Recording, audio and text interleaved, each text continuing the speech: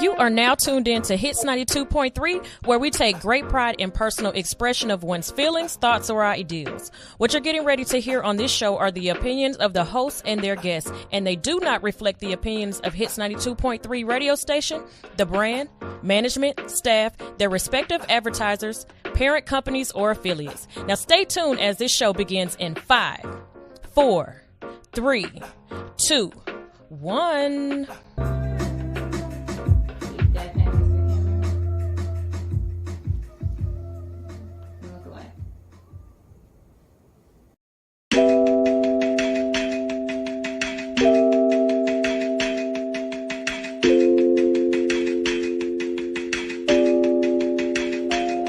Your friends and family will never know the truth. Like I up and left a good nigga out the blue. Already reaching out to women and the girls, I say forget it with you. Never seen it, never understood. Wish I could hurt you, but you'll never notice pain. Wish I could change you, but for me you stay the same. Wish I could take your heart and rip it, that's the least of what I'm feeling. But you good cause you got hoes you can't complain to. Can't believe that I ever tried to save you. Straight from mommy to Diana's little baby.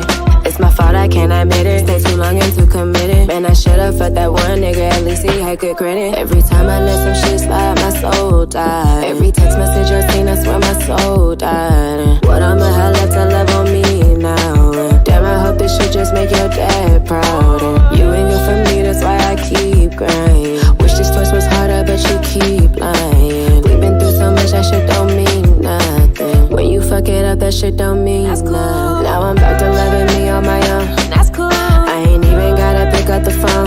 That's cool. I don't know now what I want from a nigga. That's cool. Cause I know I gotta grow on my own. That's cool. Let me feel good to be right in the zone. That's cool. Wish I could send it to everyone we know. That's cool. Tell your mama that her son is a hoe. And that's cool. Tell your mama that her son is a hoe. And that's cool. And that's cool. 100 times I don't look like a fool. Want the hoes to know it wasn't you. That nigga got something to prove. You thought that you win, but you lose. Play pick and choose. Be just a tool, but somehow you get used. Who knew this hate would run so deep? But who knew this love would just free me? If it's been this good, then I know this better. That means don't feel good when I find a nigga. Sad it won't be you. I'm sad it won't be you. I can't share good news on a good time, cause it still make me mad that you ain't mine. A sad and simple truth. It's finally the end of me and you. Now I'm back to loving me on my own. That's cool. I ain't even gotta pick up the phone. And that's cool. I don't know now what I want from a nigga. That's cool. Cause I know I gotta grow on my own. Yeah, that's cool. Let me feel good to be right in the zone. That's cool. Wish I could send it to everyone we know. That's cool. Tell your mama that her son is a hoe. And that's cool. Tell your mama that her son is a hoe. And that's cool. Now I'm back to loving me on my own. That's cool. I ain't even gotta pick up the phone. That's cool. I can worry about what I want from niggas. That's cool. If I don't know what I want on my own. That's cool. Damn, it feel good to be right in the zone. And that's cool. Wish I could send it to everyone you love. And that's cool. Tell your mama that her son is a hoe. And that's cool. Tell your mama that her son is a hoe. That's cool.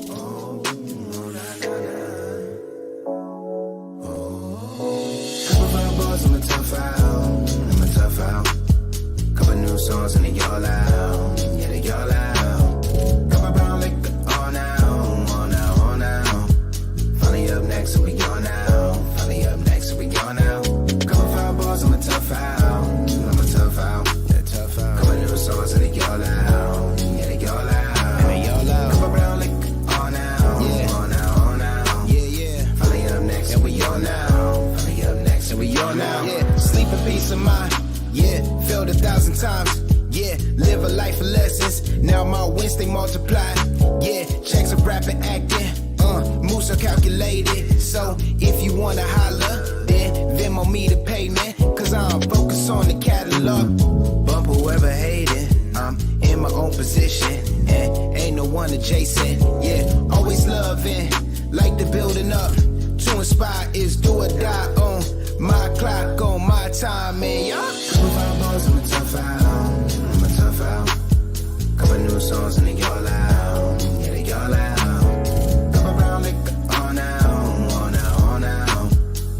Up next, so we gone now. Finally up next, so we gone now.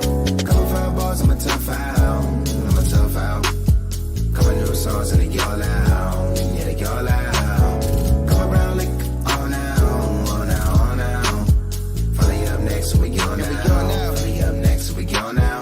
Could've signed the files away, but everything mine though. Need all of that. Why sign a deal for files that I own for me to give it right back? Need my contract, max, Lindor money, 10 plus independent grind. On my old time, I don't race nobody else. But if I did, I'm clocking up Hall of Fame time. Florence, Jordan, ayy, ICH, woo. I seen my life change before my eyes. Wait, the shit looking great. Cab side, right on the beach with a queen of mine. Think about everything I dreamed that I would get to live and still have enough to have scenic vibes. Couple fireballs, I'm a tough out.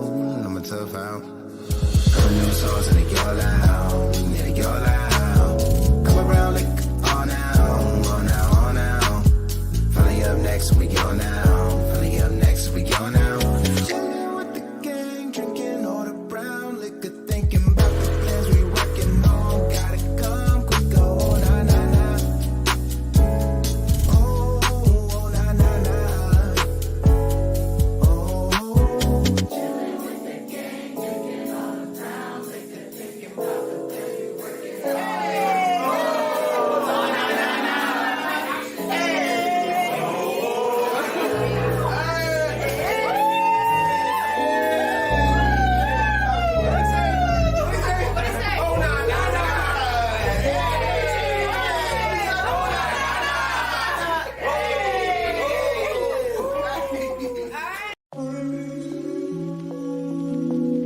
Sky People Chief coming peace, love, and I'm just trying to see where you going with that on. You got cute for me.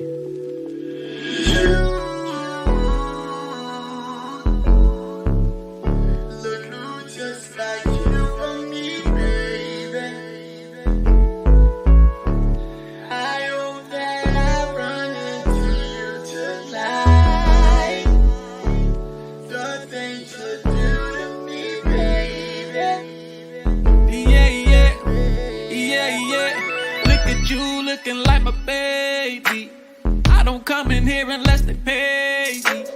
I've been here all night, I'm feeling wavy. But they closing down like the Gallery Road Macy's.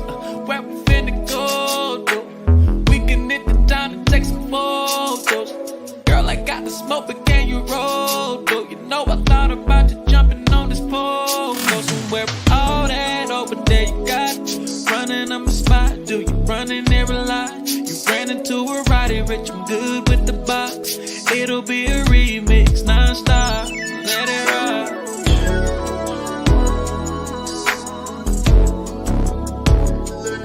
Just like you for me, baby.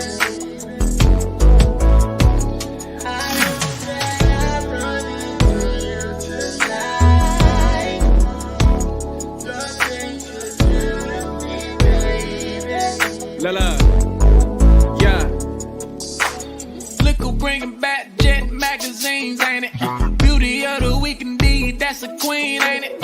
And she throw back on the smoke. I asked what it is, she said the presidential shit, not that tangerine, ain't it? She said, boy, stop. You thought it, you tried it. I said, yeah, whatever, if it's so that I'd buy it. Windows to your soul, girl, I love the way your eyes get. When I look into them, I fall in a pool of violence. That's just what it's like, I got a jet that you can pilot. When we see each other, always frequent flyer mileage. It's always a laugh, she be like, boy, why you so childish? Because the internet, she said, jet be quiet. You know I'm a fool, Barrymore, I'm a riot. Like God is to a like God, I'm a lion. You can't make you, we ain't been the best by it.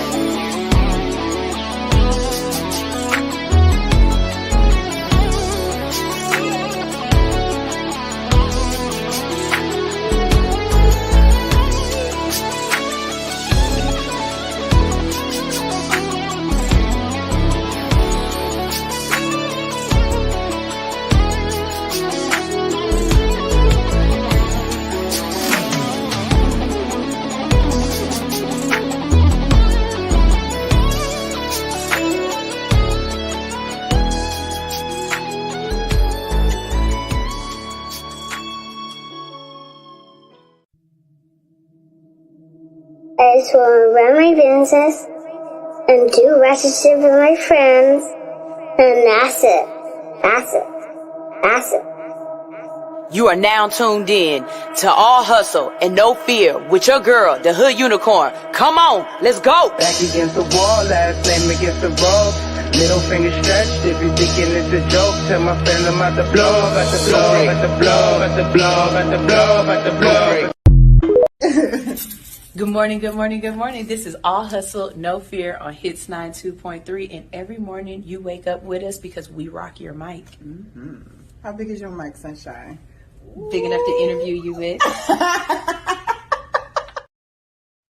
Good morning, good morning, good morning. How you doing? How you been? What's up, my friends? It's your girl Sunshine Reigns, aka Griselda Blanca, aka You Need a Motivator, aka the Party Starter. But you tune in each and every morning with me because I am your Hood Unicorn. I'm here to wake you up with positivity, motivation, current events, and a whole lot of laughter. But today I'm coming at you because we're gonna learn some things today and we're gonna be some adults, okay? Like, there are days and times where I just need y'all to be better and do better, and today is one of those days. We're gonna have a real candid conversation today with Miss Doctor, right? Did I say that right? Attorney. Okay, with attorney Brandy Reeves. She is running for Superior Court Judge right here in Fulton County, right? Right here in Fulton. Right here in Fulton. I'm one of her constituents. Absolutely. I like it when I'm a constituent. When I get the chance that I can vote like that. That makes me feel good because I can learn something and teach y'all something. So, as always, we've had this conversation before. One, if you plan on voting, I need you to know who you're voting for, and not only know who you're voting for, but what you're voting for. See, a lot of times y'all are treating this voting system like we still in high school and you just picking the person with the best flyers and the person who named you knew the most. And I need y'all to be better than that, because different positions not only affect you and your life, but they will affect the lives of your children and possibly your grandchildren, right? Especially with something like a judge, because judges set precedents. Okay, so what we're going to do today is not only are we going to talk to Brandy about her campaign for Superior Court Judge right here in Fulton County, but we're also going to talk to her about the position of Superior Court Judge, what it does, what we should expect from anybody running, from our candidates, what questions we should ask, and how we can find out some of this information just in case. You know what I mean? Because if it's an incumbent, meaning if it's somebody who's already been a judge, we definitely can find out if what they're saying versus what they've actually done corresponds, right? Because people will tell you on the campaign trail all day long what they want to do for you, but then when they get behind the bench, they might rule a little bit differently, right? So if it's an incumbent, we definitely want to go back and just check their record and make sure what they said they was going to do or how they said they were going to be is what they're going to do and be. Later on in the show, also, we're just going to have a nice little candid conversation about a couple of cases that have come across the desk of some judges. Look, I definitely don't expect you. Everything's allegedly. Everything is allegedly. Look, okay, and hey, she's not on the bench on these trials, so she can only say what she thinks. You know what I'm saying? And it's only a little bit. You know what I'm saying? We're not getting nobody in trouble, okay? And just learn as much as we can about Miss Brandy. So and also give you, the constituents, a chance to call in and ask questions, or if you're on Instagram, YouTube, Facebook, all of that, of course, you can always just put your comments in the comment section and we will definitely ask. All right, so to get this thing started first, hello, gorgeous. How are you doing? Good morning. Thank you so much for coming up and waking up early with me. I first want to say that interviewing politicians has been something that I've wanted to do and something that I've been really working on over the course of the last 2 or 3 years or whatnot. And I've met a couple of different people, and it's really great seeing people who want to give back to their community, who want to be stewards of their community, because a lot of people are very selfish, and this is a very selfless job. You know, you're blamed for things that aren't always your fault. You know, depending on certain cases, you could definitely be a big face. You know what I mean? Judge Ito. It's judges, we can't forget their names, and it's all because of one case. You know, let's start with why you're here. Let's start with that. Why I'm here is because I want everyone to know what I have to offer. Right. Why I'm here, why I'm running for Superior Court judge is because I believe that there have been some missteps. There are gaps in the system that I believe I have the experience to fill, right? I've been practicing law for almost 2 decades at this point. I've graduated from 2 HBCUs. I've had the experience in both juvenile, municipal court, superior court, magistrate court, and just about the entire gamut outside of probate court in the law, right? And so in having this one-on-one contact, standing shoulder to shoulder with my clients, interacting with individuals in the community, I realized that, you know, we sit back and say, oh, I could do this, or this could be better. However, we have to be the change we wish to see. So one day, again, with all of that experience, I said, well, why not you? Right? If you have these issues with the system, you have this experience, you have this connectivity to the community, why not you? Why don't you do it, Brandy? What are you going to do? Right? And so I think it's vitally important that we are the change that we wish to see.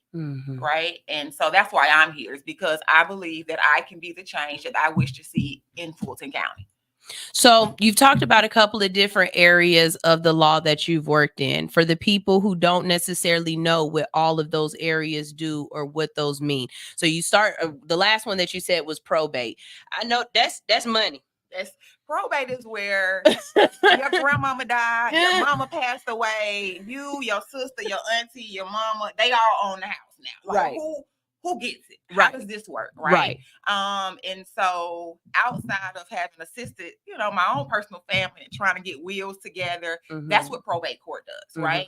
Probate court also does adult guardianships, right? Conservatorship. So if you have an individual who is incapable of making decisions for themselves, probate court will step in and say, hey, we, the court, also believe, based on facts and circumstances, based on documentation presented to the court, that he needs an adult, or she needs an adult, or they, depending on your pronouns, need someone else to step in and make these decisions for them, because otherwise we believe that you're capable of making these decisions on your own. So like Britney Spears, absolutely, what she was dealing with, and now what Wendy Williams is dealing with. Hands down, probate court, you need some help. We're going to put people in place to assist you in making sure that your transition through life is absolutely on par with what you expect and what the law expects to be done. Okay.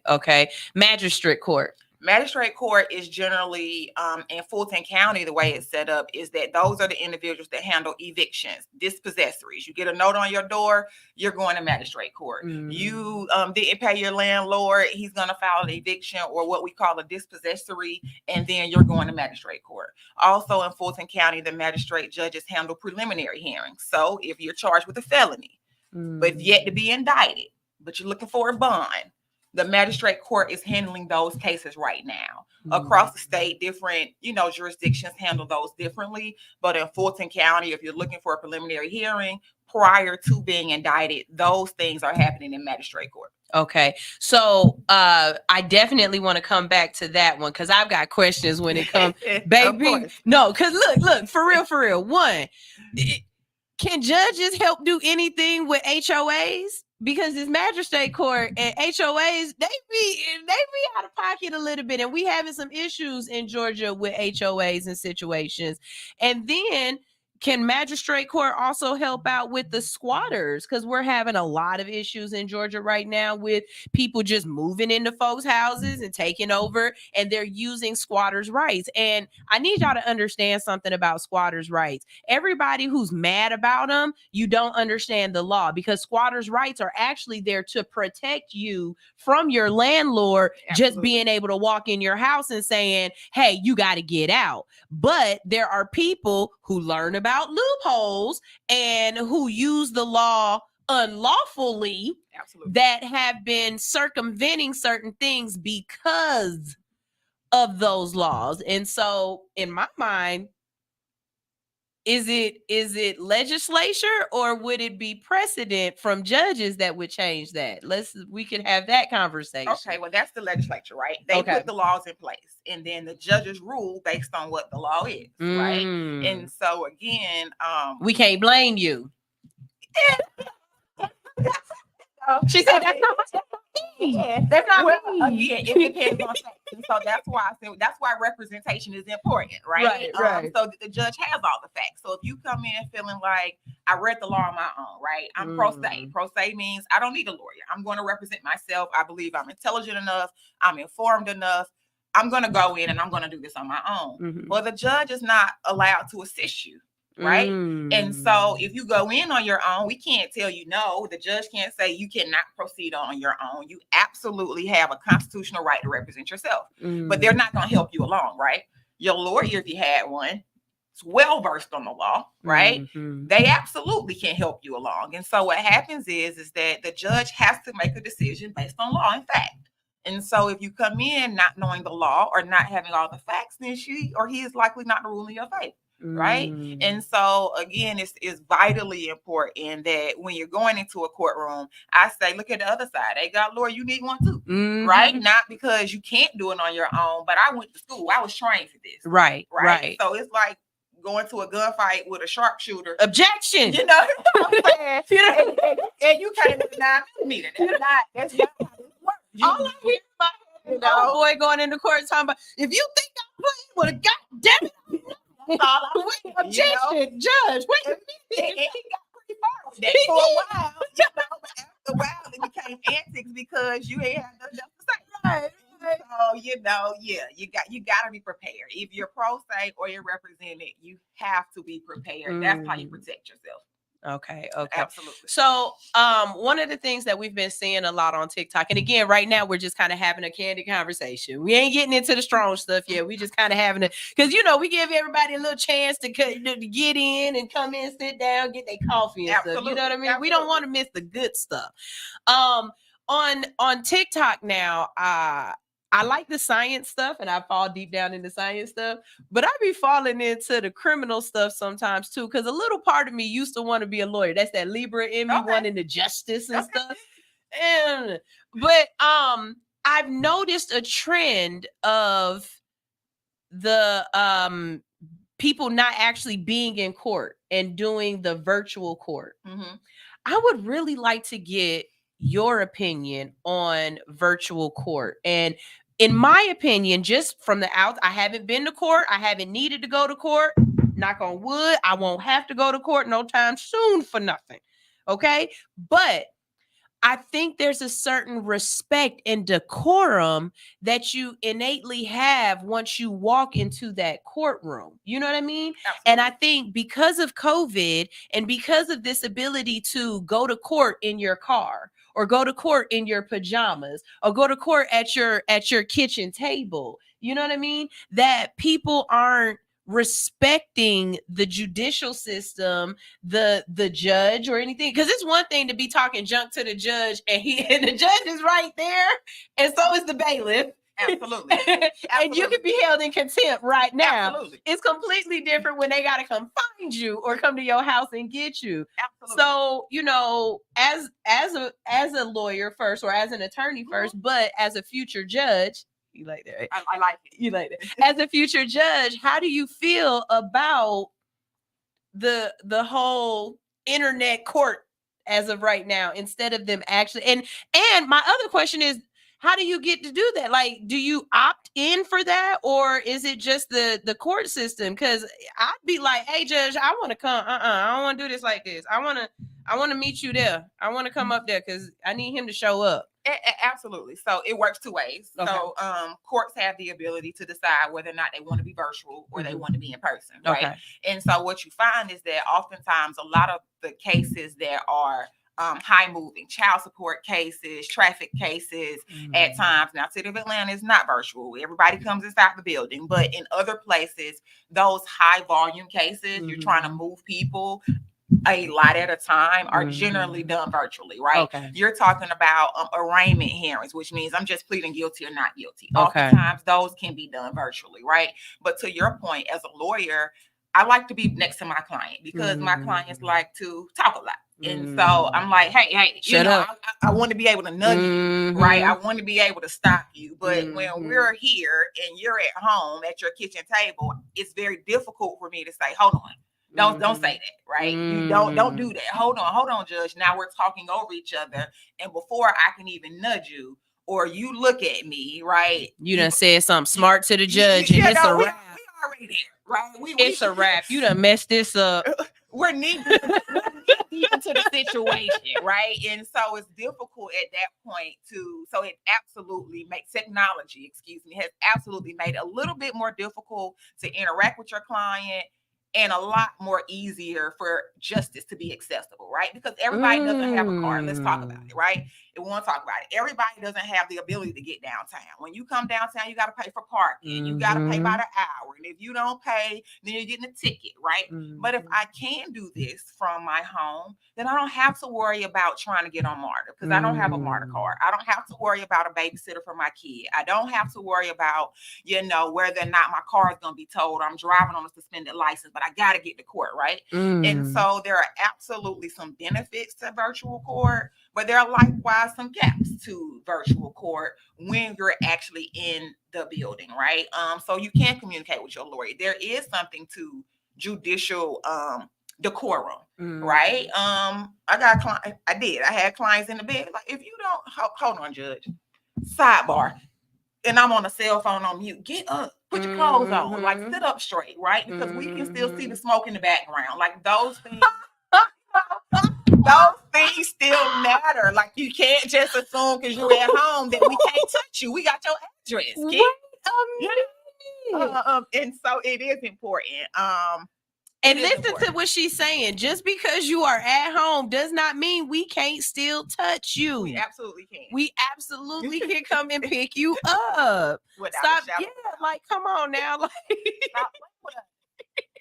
give the judge some respect. Absolutely. Yeah, no, I've seen some crazy things across Instagram and TikTok where people are just talking crazy to the judge and stuff. And I really feel as though if you were in court, you wouldn't have that attitude about yourself. You definitely wouldn't have that attitude about yourself. So we're going to go to a quick commercial break right now. This is giving you guys a chance to, in the chat room, drop any questions that you might have for Brandy, whether it's about the position that she's running for.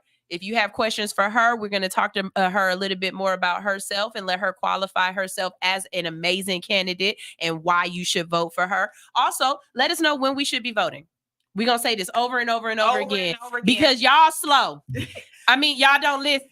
She said that, I didn't. And I did. Because we got to tell y'all this over and over and over again because this is important. It's not just about choosing your president. President is over the whole country, y'all. It's just you need somebody who is more in that micro area that you are in, that macro area that you are in. You know what I mean? We need people who are going to help us get sidewalks. We need people who are going to help us with redlining. We need people who are going to help us in our neighborhoods. You know what I mean? And so whatever that position is, you need to understand what that person is running for. And you need to know when to go to the polls because there are a lot of people trying to stop you from voting. Absolutely. And the fact that we have to continuously qualify that your ancestors died for you to have the right to vote.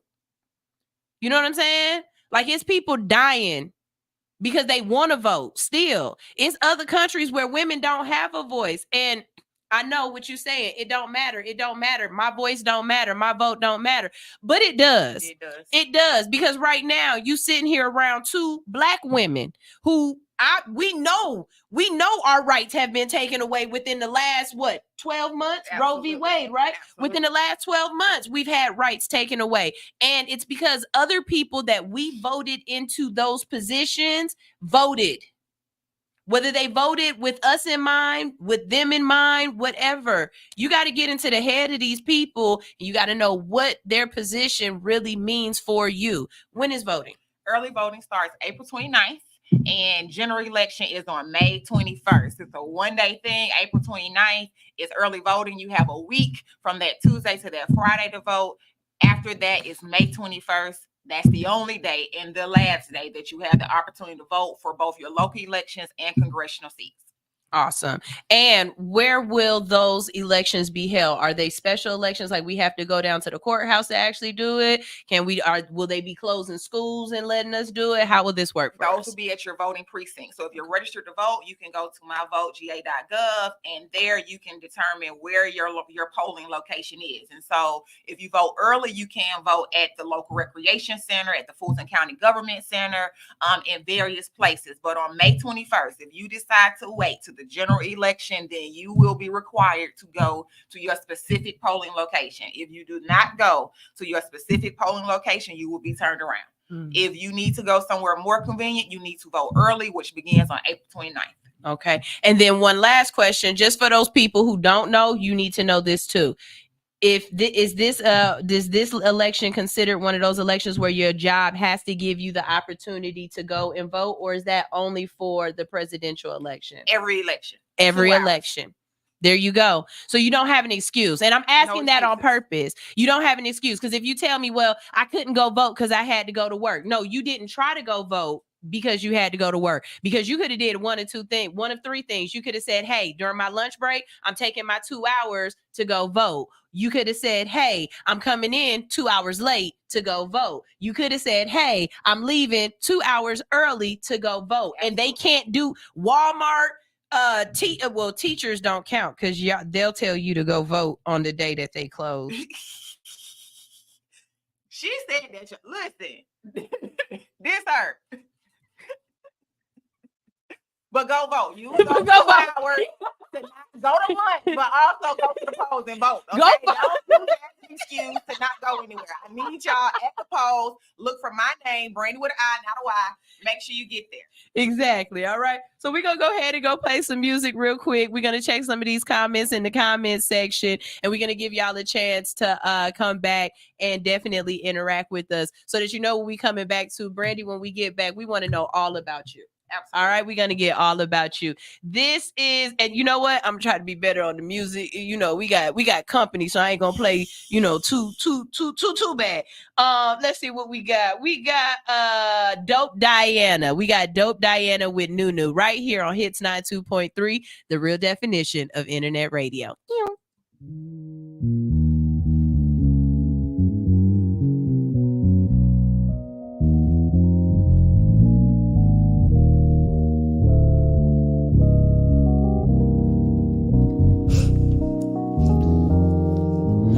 Baby, come see me another day when money ain't no problem. And my Twitter account got about 5 million followers. I'm on a bumpy road, but I'm smooth and go like butter. Fly away like beauties do after their caterpillars. I'm changing, don't need a filter. Been vibing since I was a toddler. Got the juice from my father. Maybe that's why I bother to bring this light tonight and illuminate their tomorrows. Saving them from their sorrows. Hope if I lead, they follow. Cause man, we need a beacon. I'ma be that shit. Little girl made it off rapping, never sold a brick or hit a lick. Appreciate the little things, alleviate the lunatics. Then maybe then I'll take your shit. Cause baby, I've been thinking about it all day. Looks so good, I'll fuck you in this hallway. Trying to run the world, but I can't concentrate. Something like that Nunu and Rashad every Sunday night. Something like that Nunu and Rashad every Sunday night. Something like that Nunu and Rashad every Sunday night. Something like that Nunu and Rashad. Babe, I'm feeling bad. better. And I'm a stormy weather, run off endeavors. Picked my ass off the pavement, thought I'd be there forever. I always think I know better, I always know that I don't. I'm seeing God as a humor, sometimes I feel like a joke. Grandmama laughing in heaven, still ain't done right with my blessing. You fresh air when I'm stressing, you make me feel like it's standing. Flying away from this planet, you pick me up when I'm landing. I can't be so damn distracted, gotta go through with my planning. I knew that we were meant to be the night I caught your show. And now we running shit but have so very far to go. And all I need is you and me, and that's the only thing I know. So go ahead and drop them drugs just like before. Yo, cause baby I've been thinking about it all day. Look so good, I'll fuck you in this hallway. Trying to run the world, but I can't concentrate. Concentrate. Something like that new and Rashad every Sunday night. Something like that new and Rashad every Sunday night. Something like that new and Rashad every Sunday night. Something like that new and Rashad. Something like that new and Rashad every Sunday night. Something like that new and Rashad every Sunday night. Something like that new and Rashad every Sunday night. Something like that new and Rashad.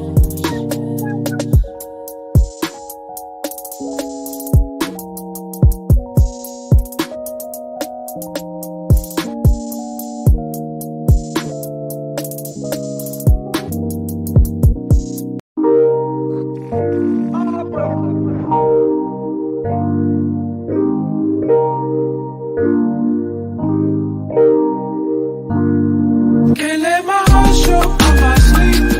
Ain't missed the gold yet from the streets. Spin round the block like I got beef.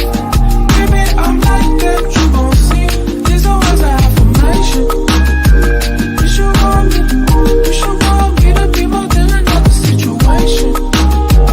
You should want me to be more than another situation. Yeah, we double drinking, the vibe is peaking, we geeking. There's something speaking straight to my soul, fully breathing. She got the feeling like 90s R&B, I'm tweaking. To ever leave her, it probably never be a reason. A soul shaker, a twerker, a business owner, a real friend that's still cool if you don't talk, you grown up. A love pusher, peace empowerment, mamacita. Back when I met her, she was sipping a limerita. A forward thinker, still be throwing it back on me. And if I'm lacking, she gon' pick up that slack for me.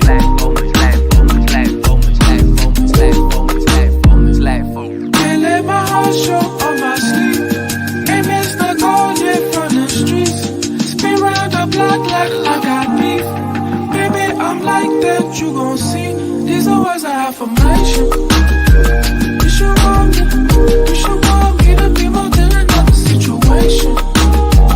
You should want me to be more than another situation. Big booty, slapping it when you get moody. Confident, you never tripping, I get groupie. Never dolo, ride with me even on promo. Album cover, even help me design logo. A fresher too, in it cause we got deeper roots. Remember boo, the balconies in our birthday suit. That yellow coupe, Los Angeles in that Pikachu. I peeked at you, and now I'll forever see the truth. My heart show on my sleeve. Ain't missed the gold yet from the streets. Spin round the block like I got beef. Baby, I'm like that, you gon' see. These are words of affirmation. You should want me to be more than another situation. You should want me to be more than another situation. You should want me, but maybe I'm from the wrong generation.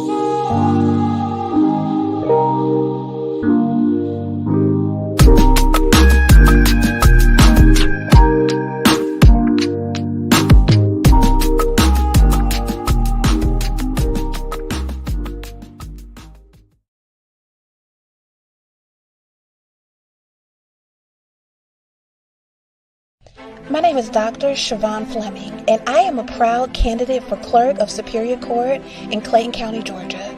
I'm a product of Clayton County Public Schools, Jonesboro High School alum, a resident of Clayton County for almost 30 years, raised in Lake Spivey and now reside in Lovejoy. I hold approximately 25 years of administrative, business, and clerical experience, most right here in Clayton County. Administration is the backbone to any business. The clerk position is a vital piece of the court systems. Superior customer service, organization, follow-up, and increased digitalization is what I plan to bring to the system. Visit me on the World Wide Web at www.voteforfleming.com. We're back and we have Brandy Reeves in the building, and she is running for Superior Court Judge right here in Fulton County. And love it when y'all notice certain things. Shout out to Admin King. King said, hey, ooh, it's a blazer day. Somebody trying to be grown. And y'all already know, you know what I'm saying? When I'm doing them real interviews, when I'm trying, I gotta look like a professional. You know what I'm saying? I'm trying to get into certain rooms and stuff. You can't come up here with a hoodie on. You know what I'm saying? You gotta look like you could. You know, be fair. Be fair. You know, but I gotta look like. Wait. I gotta look like. Hold on. I love it. So the comment section is alive and it has a lot of great questions out here. So we're going to start with our comment section here. And then if you have any comments on yours, we'll move into that. And then we'll also just move into who Brandy is and qualify you. They want to know, why should we vote for Brandy? And that's exactly what we're going to tell them, right? Absolutely. So one of the first questions that we saw that we love this. Someone said, you look a little young to be a judge, folks.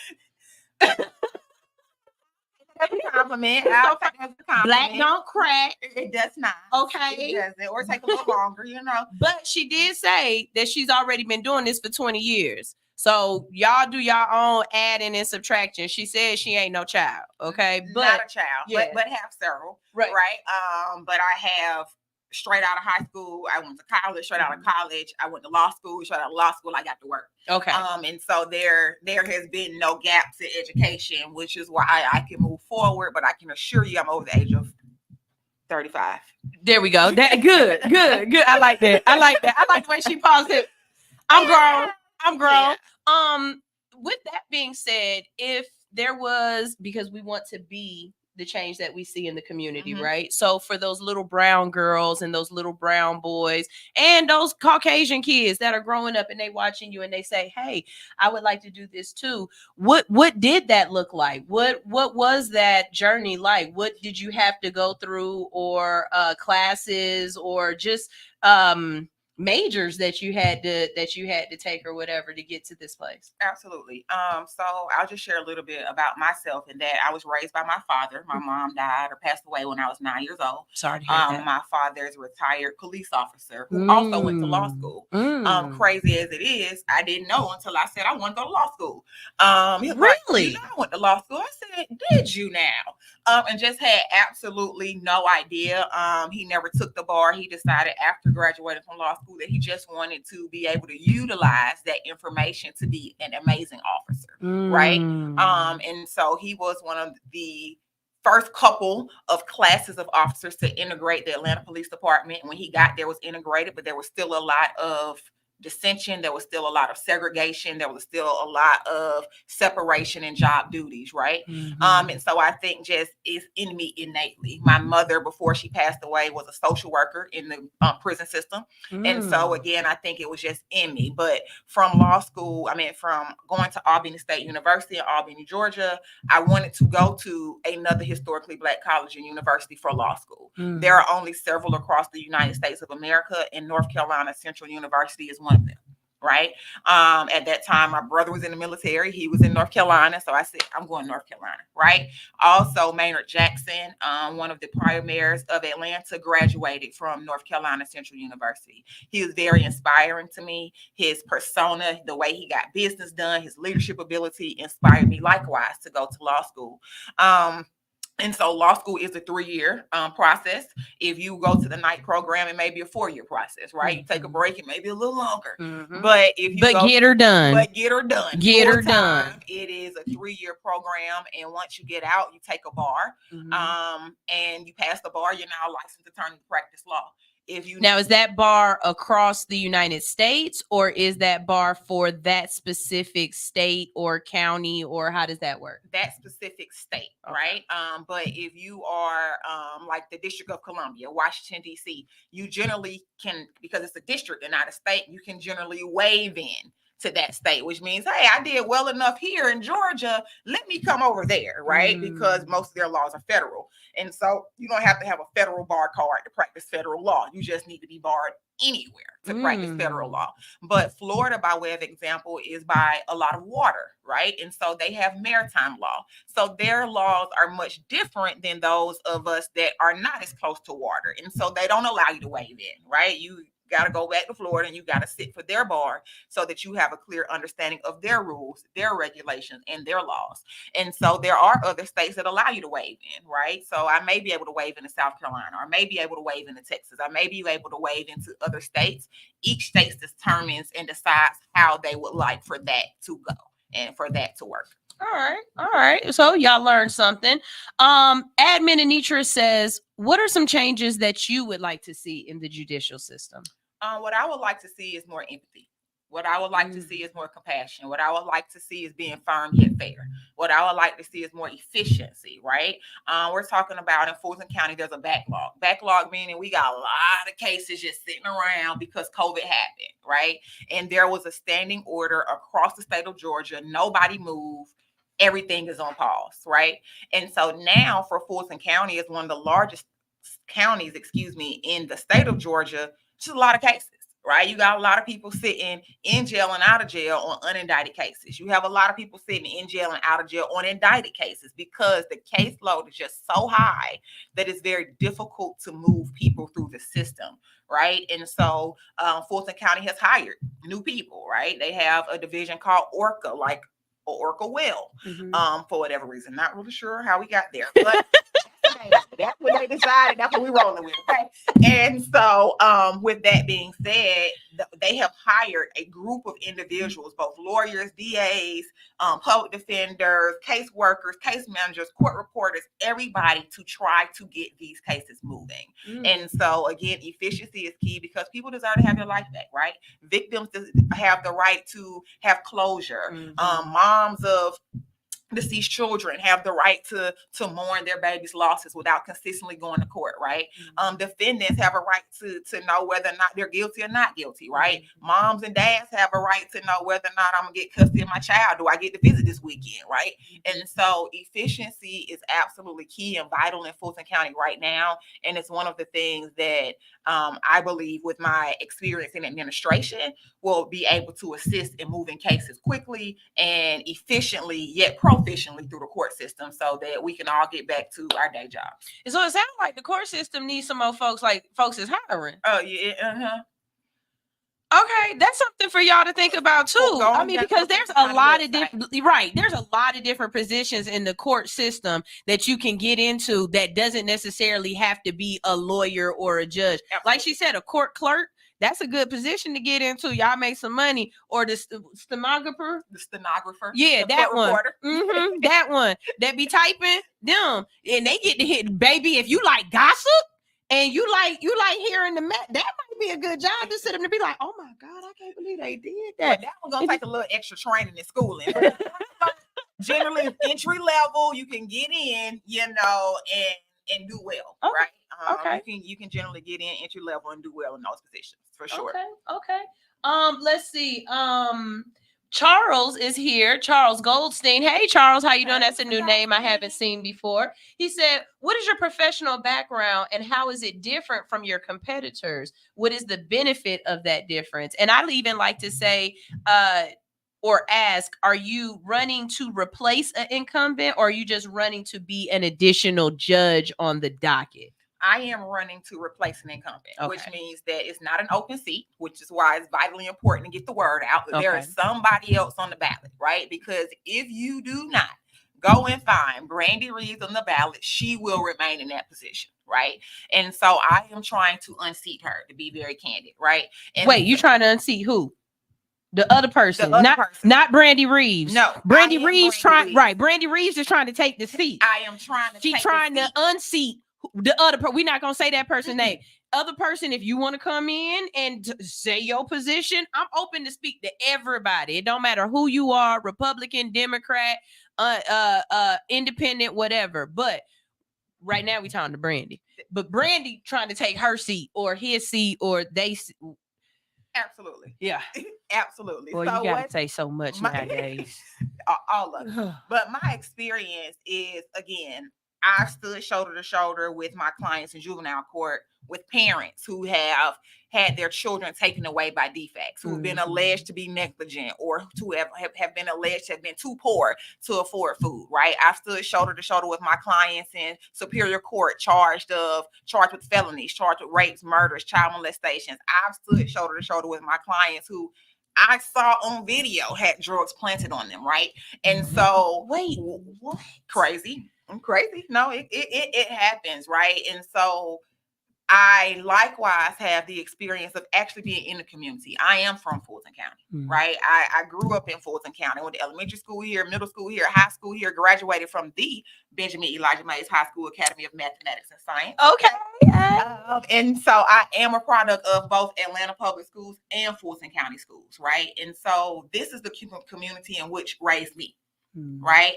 I likewise give back to this very same community. For over 10 years, I've coached a mock trial team because you asked me earlier about actually having access or seeing someone like me, seeing lawyers, seeing someone in the criminal justice system. And so to me, it's important to be seen. It's important for people in my community to know it can be done, right? I'm also a product of a single parent household, not by choice, but by chance. Regardless, the struggles are the same, right?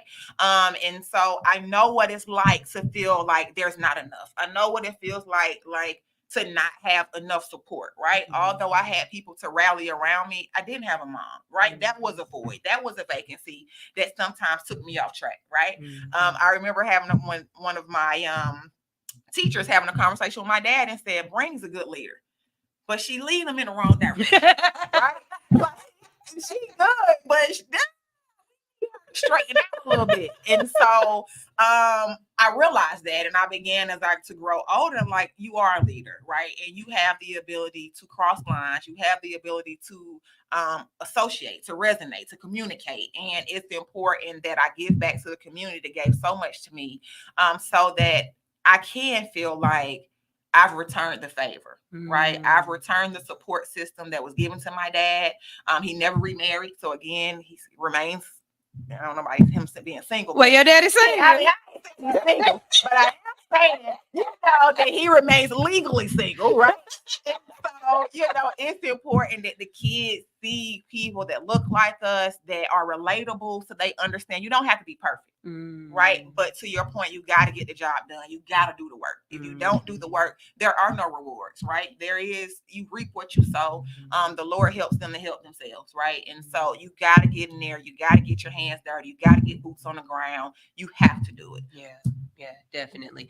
Let's see. Greg White is here. He says, as a judge, would you proceed over criminal cases or civil cases? Okay, I think that's important. So in Fulton County Superior Court, we have jurisdiction over a lot of cases. You have jurisdiction over civil cases, family law cases, and criminal cases. And so the way Fulton County Superior Court is set up, there are two different tracks. So there is a track for family law cases where you only doing family law. Family law is child support, divorce. Child support if it's coming along with the divorce, right? As well as child custody cases, right? Those are family law matters. And then there's a track where you're handling criminal and civil cases. So on that track, if I'm handling felony cases on Monday, Wednesday, and Friday, on Tuesday and Thursday, I may be handling civil matters, right? And so it bounces between the two in that way. Do you get to choose what track you're on, or do they? You do not. You get put on. Okay. It's a rotation because it needs to be fair, right? If you're civil, if you are used to civil practice, I'm new to the bench, right? And so if I'm elected and I get on the bench, they may very well put me on a criminal bench because the learning curve is a little bit. it's a little less hilly, right? The learning curve is a little less because I'm very familiar with criminal law. I can get there and start working day one, right? I have experience in family law as well, but more experience in criminal law. And so if you're like, okay, we need efficiency, we need to make sure we can keep this calendar going without a lot of backlog, let's put Ms. Reeves in criminal. But I absolutely do not get to make that decision. That's a decision that's made by the Chief Judge of Superior Court. Awesome. Okay, so I would like to just get in and have a conversation as to the principles that you do want to run on, the things that you want to change. You did say about the backlog. You said that right now, there folks is waiting. And I get that. That's the technical issue of it. But let's talk about the precedent that you will set in certain situations as a judge. What are some things that, if coming across your desk, you would have certain opinions on, I get it. You have to, as a judge, you have to be biased, and each and every case is an individual case. Absolutely. Let's preface it with that. But you do have, like you said, you're coming from a place where you want to have more empathy. So child support, or let's talk about these kids. Criminal cases. It's a lot more people breaking in, entering, doing things. Just where do you stand on some of the hard issues? Okay, so let's first talk about youthful offenders, because I think that's a very important topic, considering that we just had, and I'm not here in Fulton, maybe Baltimore or somewhere, where there were 3 very young, at least by the face, very young boys that robbed a bank. 11, 13, and 16, I believe, were the ages. Right. And if you don't understand what that means, we talking about 5th graders, 6th graders, 11 years old. My daughter is 9. She in the 3rd grade. That's still elementary school. Elementary. You know what I'm saying? 13. My son is 13. That is 7th grade. You got 7th graders out here knocking off banks. The bank, right? And so what that tells me is that we think that this is Grand Theft Auto, right?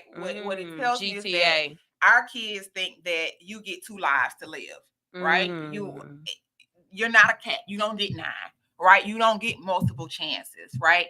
What it tells me is that there's a lack of understanding about what happens next, right? I think that you look at the YSL case, or you look at other cases, you look at Gunna, and you're like, hey, well, he did it, I could do it too. That's not how any of this works. That's not how any of this works. In Fulton County, well, in the state of Georgia, period, we have what they call SB 440, Senate Bill 440. And what that does is allows juveniles to be charged as adults for certain crimes, right? In Georgia, we call them the 7 deadly sins, right? Rape, murder, child molestation, armed robberies, and a couple of more, right? That allows you off rip for juvenile to say, hey, we're sitting up the street, right?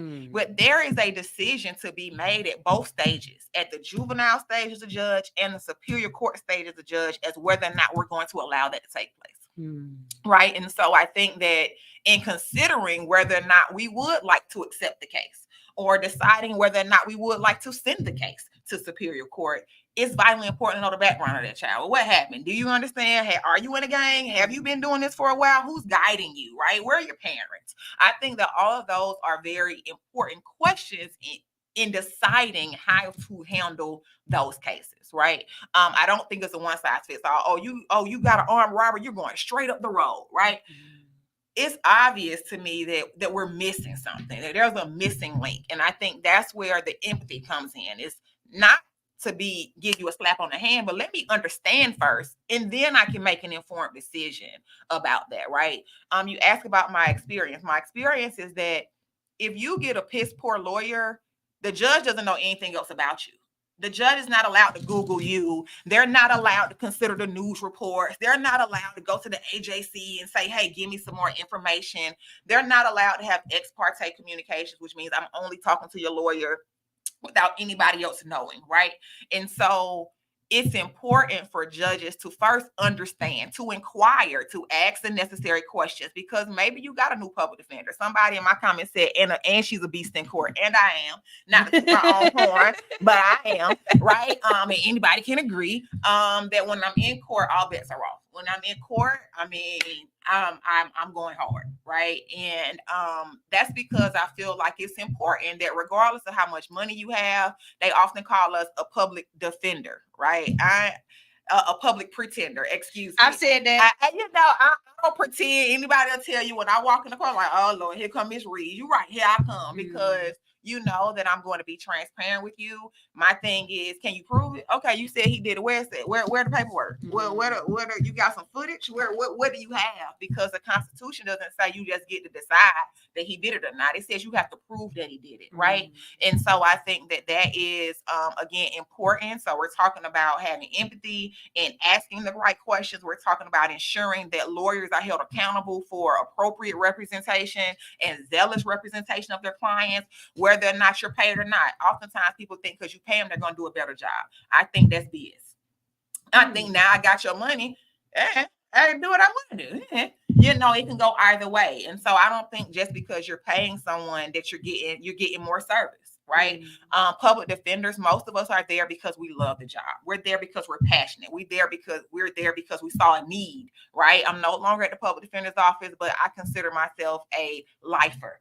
That's what some of us call ourselves, right? I consider myself a lifer in the PD's office. Like if somebody calls me, I give out so much free advice. I'm like, can I be private? Don't say that. Don't say that. Don't say that loud. Don't say that. No, she don't. No, she don't. No, she don't. Don't call her. It is. Don't call her. That you know. Do, and that's because I want people to know. I want you to be able to navigate the judicial process with as much ease as possible, because it comes with enough anxiety, and that's the truth. Right. And so to answer that question, I believe that my experience in the community, my experience in all of these different areas of the court is what makes me a better candidate than my opponent. That's what's up. That's what's up. King is here. He said, real question, being that you are in the judicial system. Oh, that is a good question. Okay. Being that you're in the judicial system, will you still keep that thing on you? Oh, I mean, Georgia is an open carry state. And so you can do whatever you want to do. And so you can come over here if you want to. Now, I'm just saying, you know. She said, I'm not the lady that he tried to jump over the. Yeah. I'm still from the west side. You know what I'm saying? So, absolutely. Like, I think that it's important that we protect ourselves, right? And if the law allows it, then we're moving forward, right? And so I think that. How do you feel about the open carry laws in Georgia? Do you think that it's too easily accessible for us to be able to get guns? What is your personal position on that? Likewise, I think it's a little bit too easy. You know, I definitely got kids with guns that shouldn't be, right? I mean, I think there was, you know, you look and you see these young kids pulling out. We're like, how you get that? Who said that? Where you get that from? Right? And so that obviously tells me that there's a lot of guns on the street that shouldn't be, right? But at the same time, I think that it is necessary for, as we continue to see an increase in crime and an increase in mass shootings, it is likewise important that we are able to protect ourselves with handguns. Now, do we need AK-47s? Do you need, you know, AR-15s at all times? Banana clips, choppers. If you're go forth, right? Go forth and prosper. But do you need to keep one in the trunk of your car? Now that I disagree with. Can you keep one in your home for protection? Absolutely. I think that's perfectly fine. And so I support it. I support being able to own guns. I think that it's just a matter of being responsible gun owners as opposed to no gun owners at all. Okay. Well, since we're talking about it, let's talk about some of the cases that we have, because you brought up the YSL case. Let's talk about some of the cases that have been kind of, you know, big around Atlanta or around the country or whatever that we've seen and heard about. Right now in Atlanta, the ones that everybody's talking about is one, the YSL case. And look, let me preface this. I ain't been following it. I don't know who none of them folks is. I'm not into that. That's not my bag. I am green when it comes to that. Okay. I had to ask my husband, what is a bando? Because you know when jumping at the bando I know it as a wing spot on MLK. And kill them and knock them down all the time. But my husband was like, it's an abandoned building. So I'm really green when it comes to that. But I do feel I'm a little on both sides of the fence. One, there is a freedom of speech, and I should be able to say whatever I want to say in my music. But at the same time, if I can cooperate with you saying with some real life stuff that kind of happened, is it music or is it snitching? So, what's your position on this? I think that's the key, right? Obviously, I have some prosecutor friends, having been in this, in this area for a while, and like, I think this is wrong. How dare you? You can't use these, right? But at the same time, to your point, it's like, well, if I can correlate that, you're writing a tell-all book about it's like, okay, well, maybe I can connect the dots and there's something there, right? And so I think that, again, you got to kind of realize that real life sometimes bleeds into court, right? And you got to be conscious of that. I think that the YSL case, talking about efficiency, is now, what I just read yesterday, one of the longest trials in Georgia's history, right? Or the longest trial in Georgia history. Really? Right? And that's how many days are they at now? Does anybody know? It's a lot. They've been going since summer. It took them at least like 6 months to pick a jury. So it has been extensive, right? And that's because there's some delays due to court, some delays due to jurors, some delays due to parties being sick, or clients being sick, and just some of the antics going on, and just some of the antics, period. Yeah. Right. And so some of these things you can't control. A lot of them you can't. Right. You can't control everything, but you can control some. As a judge, you control what you can. Right. I can't control whether or not a defendant gets sick. I can't control whether or not he gets picked up on another charge because something happened at the jail. Right. There's now delay in this. I can't. I think I read yesterday that the juror had an interview. Right. Again, we're not trying to. What you mean? Like a job interview? I don't know what kind of interview. It just said he had an interview. Right. And so there was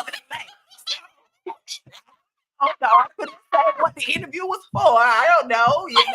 I don't know. But at the end of the day, there's some things you can control and some things you cannot. And even as a juror, I'm sure it's very frustrating. Like, when do I get to go home? Right. And then we're here today, and it takes us 3 hours because the lawyers, what we can see on YouTube, they're working, but the jurors don't know what's happening because they're in the back, because they're not allowed to participate in that process. Right. And so there are a lot of delays, stop and go, some things we can't control as a judge, and some things you just cannot because life happens. Right. And so YSL is a very interesting case on a number of levels. It's very layered, right? You have those defendants that can't afford, right? You have an attorney who represents one who was just in court and all over the news because she's like, I'm a public defender. I'm the only one here that's being paid by the state of Georgia. Everybody else is private. So I think they're all right, but I'm not. Like, I got mouths to feed, right? I have to be able to make more money. And so again, I think that the longer this YSL case goes on, the more layered you will see how the judicial system intertwines with everyday life. For sure. Okay, so another big one that everybody's talking about is and I'm y'all probably work around each other, one of your colleagues, right? Fani Willis. Okay, so for the people who don't really understand what this case is about and what it and what's going on here, can you explain? Just give your overview of what the case is and your thoughts on that. For sure. Well, again, she ain't on this case at all. I don't even work in Fulton County. I don't even work in Fulton County. Not associated at all. Outside of running for Fulton County Superior Court Judge vote May 21st. But seriously, what that case is about is Donald Trump, right? What they've attempted to do is make it about Fani Willis and her relationship with a coworker, which appears to be an attempt to take away from the facts and circumstances of the case, which I think is the judge's job, to ensure that we are not mixing what's happening outside with what's happening inside the case, right? But what the defense's position is, and I take no position right, wrong, or indifferent, because I am a defense attorney, and so I understand where they're coming from, right? And I have an obligation to zealously defend my client by all means, right? And if I believe that there is something being done by the district attorney's office that may negatively impact my client's case, then it's my job to bring it up before the court, and it's the court's job to decide whether or not they agree or disagree with me, right?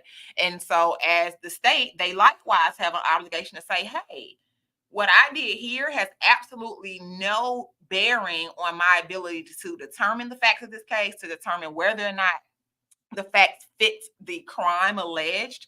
And if I can do both, then that's sufficient, right? And so Judge Scott McAfee had the duty and the responsibility to, after listening to all the evidence, to decide, hey, this is how I feel, right? This is not how I feel, but based on the law and fact, I believe that this fact went here, this went here, and it did not appear that he felt like there was enough to disqualify her, because he did, right? He did not disqualify her. But what he said was that what I think will make this a little easier is if one of y'all get off the case, right? And I understand that Mr. Wade from Public Information decided to resign on that very same day, which I think was very noble. So we can just get back to the business of the court. And the business. But now the Trump administration is trying to take it a little bit further, right? Aren't they going right back after her again and trying to get her off of it too now? Still definitely taking it, you know, a step further, right? They're appealing it, right? Yeah, absolutely. To be expected. Right? Going, dog, Candy, don't look at me. Oh, okay. Oh, look at her. Absolutely. And to be expected, right? Because as a defense attorney, I'm going all the way to the bank. We're going hard until I get to the Supreme Court, because that's what you're paying me to do. You're paying me to represent you and to break this case down brick by brick, piece by piece. We don't always win at trial. We win by small motions, right? A motion to suppress this, or a motion to suppress that, or, you know, a temporary motion to allow me to keep my kids. So whatever the case may be, or we're talking about a civil case,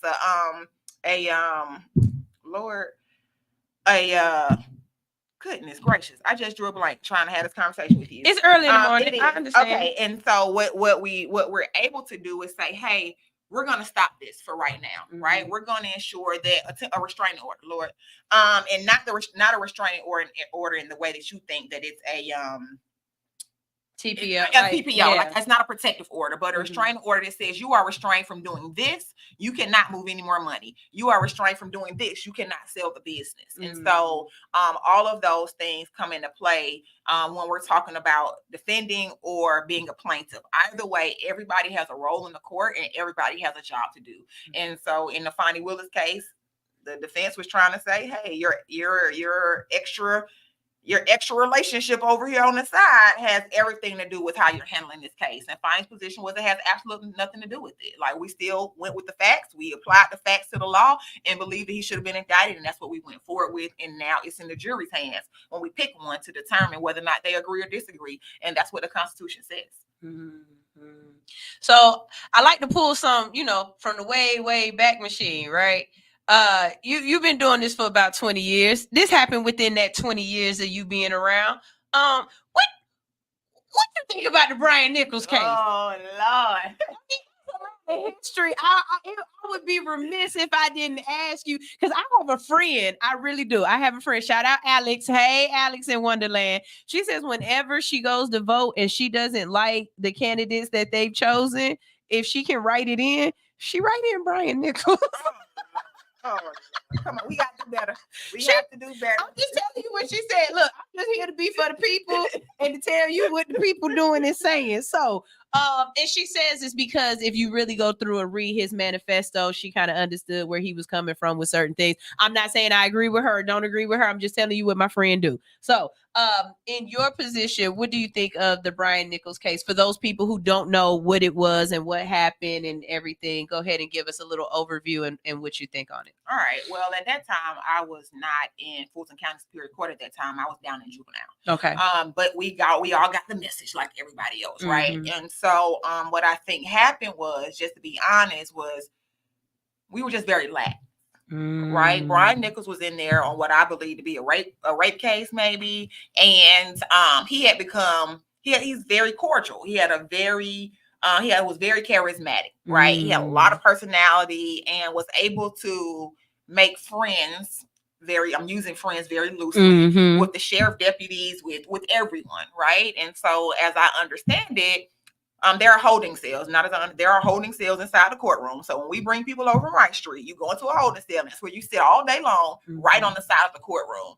And it was in that holding cell that he was able to take down a female deputy who didn't have a lot of assistance at that time, right? And her guard was down.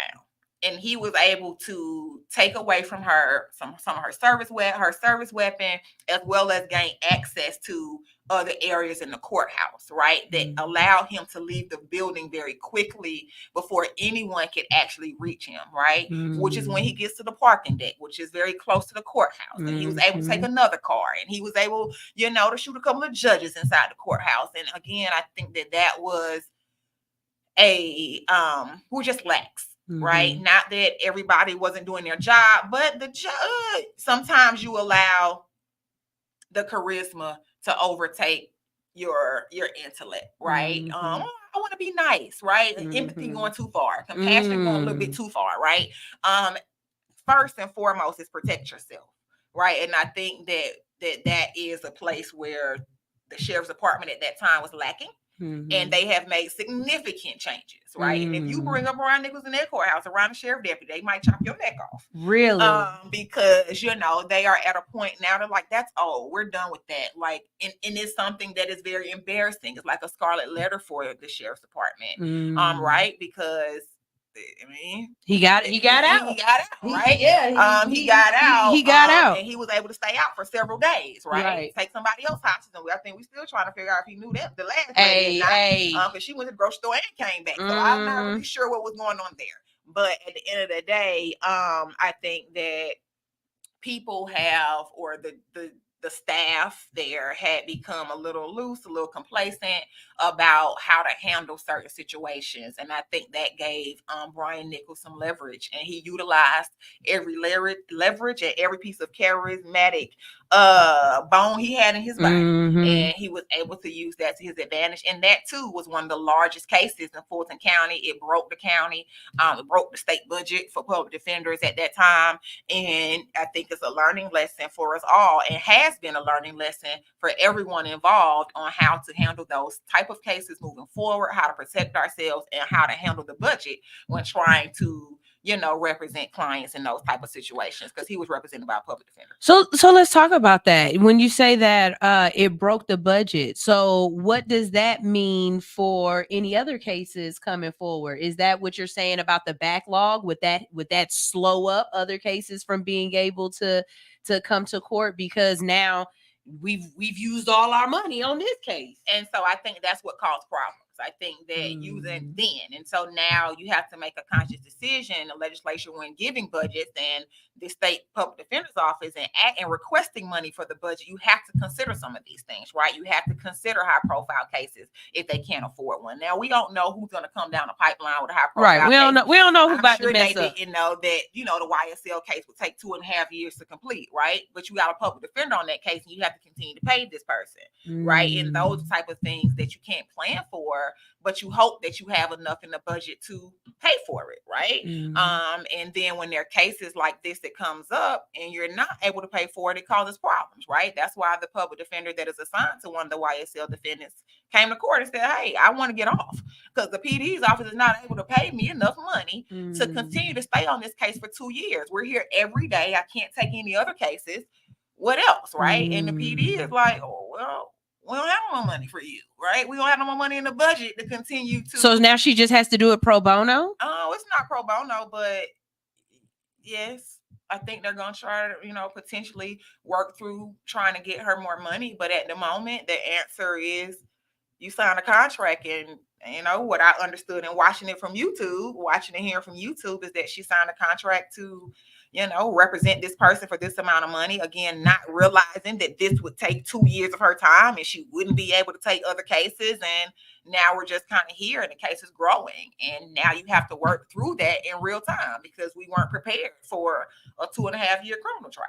Right. And so now we have to navigate that new terrain in a very innovative way to ensure that she is paid, to ensure that that defendant gets the proper representation. Right. Because what turns out, to your point, is like, so now I'm sure the defendant's sitting there like, so what, you ain't gonna do nothing? Especially if you have a defendant that's not helping his case, or because we seeing them do some crazy stuff. Because how did old boy get on the stand and say, hey man, I'm high right now, can I get some water? Wait a minute. Well, he was a witness. So, you know, you try to tell your witnesses to come, you know, and do the best they can. But again, You get your victims, your defendants, and your witnesses as they come. You know, this is who they are. This is what I got to work with. You don't get to pick your victims, your witnesses, or your defendants. This is the word that they give us. This is what you got to work with. Ooh, honey, baby. Yes, look. PB&J Blurt said, ooh.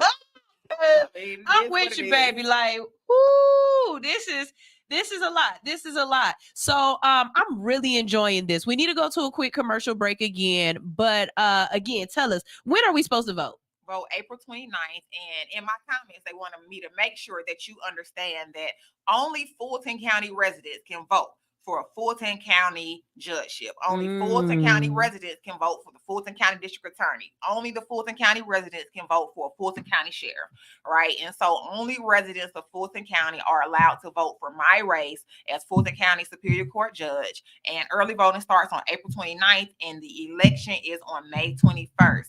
If you want to vote early, you can at the Fulton County Government Center, the Adamfield Recreation Center, and a number of other locations around the county. If you live in North Fulton, there's somewhere for you to vote there. You're living in Sandy Springs, Alpharetta, South Fulton, wherever. But is unincorporated Fulton County a part of it as well? Yes. So unincorporated Fulton County is no longer a thing. They are now the city of South Fulton. And so the city of South Fulton is a city in Fulton County. And so you too are able to vote for Fulton County judges, elections, or whatever the case may be. Fulton County commissioners, Fulton County Sheriff's Department, Fulton County Tax Commissioner. Shout out to DeJuan Robinson, Fulton County, everything, right? You're allowed to vote for those, and voting is on May 21st. If you wait until May 21st to vote, then you are required to vote at your assigned polling location, and you need to find out where that is by going online. So let's go over some of these cities again that are in Fulton County, because you said Sandy Springs, and I wouldn't have thought Sandy Springs was Fulton County. Oh, we go all the way to Alpharetta, Johns Creek, all the way down to Fairburn. So it's a very large county, right? Very large. So we're talking Alpharetta, Johns Creek, Sandy Springs, Roswell, East Point, College Park, Union City, Fairburn, Georgia, City of Atlanta. All of those are all in Fulton County. Fulton County is one of the largest counties in the state of Georgia, next to Gwinnett. And I think we're neck and neck. Okay. And so how many different positions or how many different Superior Court judges do they have for this whole county? 20. And there's only one seat open out of 20? Well, there are multiple seats where let me say this. So let us know. So there are my friend said from Milton to Palmetto. So where is Milton? You said, thank you, Nathan Hayes. So Milton, Georgia is a part of it's places where you don't even know that are a part of Fulton County that have the right and the responsibility to vote. And Chattahoochee Hills, right? Palmetto are all parts of Fulton County. Very large range, very rural, the city, everything. It's a very large county, right? And all of us need to be engaged and have a responsibility to get out and vote. I just lost track of how many different judges and how many positions are open? There are about 14 judges that are up. Right, there are maybe 12 judges that are up currently for re-election. There are no open seats. When we say open, that means somebody's leaving, and now I get to run. Right. Well, there are only 2 seats that are being opposed. Right, that is my seat, and then the seat another one. Right, and so there are about 3 people running in the other seat, and just me, and then incumbent in the seat that I'm running for. And when we say open, it's not open. We're trying to take them out of their seat. Again, open means they're retiring, they're leaving, they passed away, and now it's open. Well, if they pass away in the middle of a term, the governor gets to appoint. Right, until it's time to go into an election. Right. And so if someone decides to retire or someone passes away in the middle of a term, the governor has the authority to appoint to ensure that seat is filled until the people can begin to re-elect. Right. The person of their choosing. And at that point, everyone has a right to jump in the race. Right. And so, again, my seat is not open. I have decided to take or attempt to take the seat of an individual who is currently seated and wants to remain in that position, right? So she's not leaving, she's not stepping down. She is likewise challenging me to see how many people we can both get to the polls. And I need 50 plus 1%. 50 plus 1. 50 plus 1. What do the elections tend to look like, or the turnout? That's the question I'm asking. What does the turnout tend to look like for these elections? I'm glad you asked that. Let's be honest. And so the term is for 4 years, right? Mm-hmm. And so the last election for this particular seat was in 2020, mm-hmm. right? In 2020, and we know what was going on in 2020. Y'all definitely didn't go out to vote. It did not. Right? Y'all definitely didn't show up to vote in 2020. Did not show up to vote in 2020. We were talking about we were in the middle of COVID, mm-hmm. right? And so my opponent ran unopposed. It's her first time running opposed. I'm the first one to say, you know what? I think that I may have the experience necessary to get the job done, right? And so with that being said, let's say that there are 50,000 people that come out to vote. About 15,000 people based on data voted for the judgeship. So that means that people go in the booth, click the sheriff, click the DA, and then walk out on the judges, right? And we can see that, right? There's a data. You don't have to pick all of them. No, you don't have to. No, ma'am. No, ma'am. No, ma'am. I think once I get in there and I start seeing names, I'm going until it's done. No, man. People be like, I don't know any of these people. I'm leaving. I came here to vote for Joe Biden. I'm out of here, right? I came here to vote for Nikema Williams. I'm done, right? And so I had her in here before. I've interviewed her. Good. Yes, I've interviewed her before. That's why it's important, because if you don't know, to look for Brandy Reeves. If you don't look for Brandy with an I, then you're like, I'm done. I did what I came here to do. The other person, her name ain't Brandy. It's definitely not Brandy. Oh, okay, because you keep saying with an I, and I'm like, oh God, I hope it's not a Brandy with an I and a Brandy with a Y. I just want you to remember that you're looking for the I, because there will be an I next to her name, because she's the incumbent, and I don't want you to get it mixed up with the I next to my name, because my name is Brandy with an I, right? Okay. And so again, that's the way it's set up in the ballot. On the ballot, her name will have an I next to it, because they want you to know she's already there. Mm-hmm. You know, and that oftentimes gives people the upper hand, right? And so it's important that we get the word out that I am on the ballot, right? Because if you don't know that I'm there, then you are more likely to walk out after you finish whatever business you thought you came there to handle, unless you make a conscious effort to go all the way down the ballot, look for the judgeships, which are vitally important to your everyday life, right? Everyday life. By the time Nikema Williams gets the memo, gets the legislation, it's something that happened at the local level that got us there, right? And so that's why these local elections are very important. You know who's on the ballot on local elections, and you run to the bottom of the ballot to ensure that those local individuals are present, accounted for, and you're able to hold them accountable.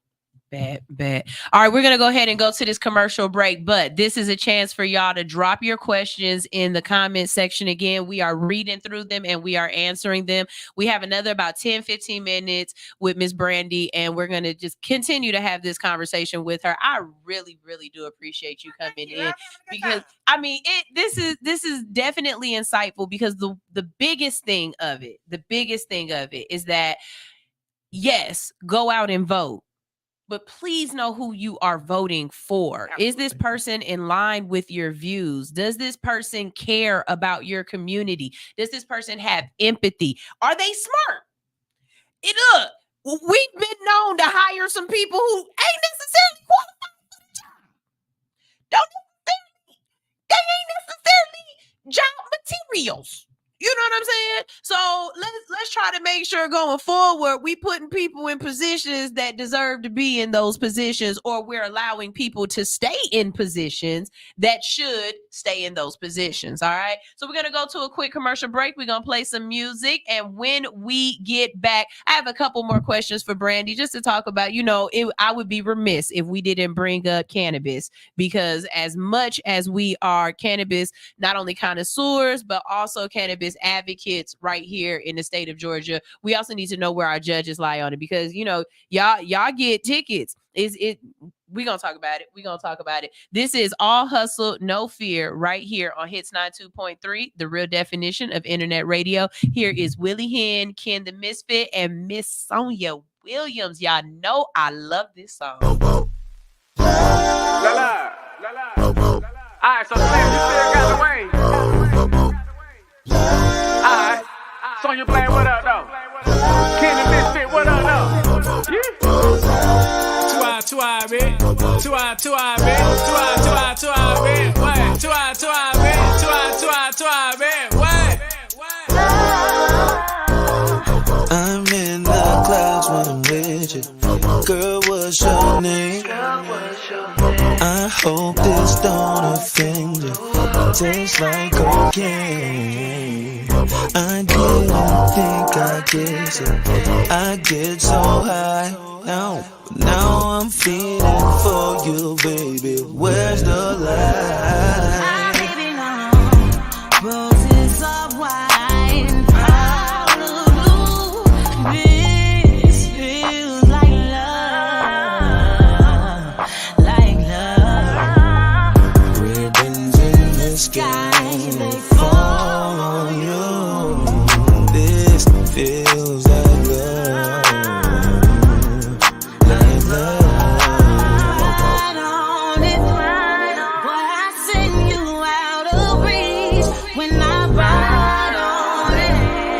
What you lacing in my weed, put my life on my life. Well, you know just what to do. Baby, I can't wait to get to you. It's a vibe in the function. Is that tribal or something? Where this shit was by dead, girl, till I end up coming out rap like I signed a dungeon. Yeah, like Big Boy Dre now. Try to kinda look like Bay now. I'ma shoot my shot like Jay now. Shit, I shoot like right now. Home team girl like straight now. On God, little Lord to make a way now. If you scared, go to church like gay now. But ain't scared, I'm with a DJ now. She said I pass on the heart, we can blade now. But I like them blocks, okay now. Shit, I shade them. I said, girl, your love is so guitar. Now let me play on that. I play your favorite song, Art Clash, let me stay on that. I knew it was a smash when I featured Sonya Blade on that. 4 years later, caught her up and hit replay on that. Girl, I had you spending all your funds. Hit you with this rock and you think that I'm cheating Peter Gunn. Say some shit like, nigga, did you smoke crack before you came over? You remind me of my G, but I just Range Rovers. Dog that pussy, I don't really care, I just want you to come around my way. I know I got a lot of mouth that'll make you scream, God, find your face, ain't he good? Yeah, think I like it better around my face. Get your top 8, I think I like it better around my space. Tano, anyway, white lines, black glove, opposites attracting here. I just brought the pack in here, and I rock this hard drive computer, don't get hacked in here. 2 eye tribe on God, Blade, we snapped in here. Willie and baby. Roses of wine, hallelujah. This feels like love, like love. Ribbons in the sky, they fall on you. This feels like love, like love.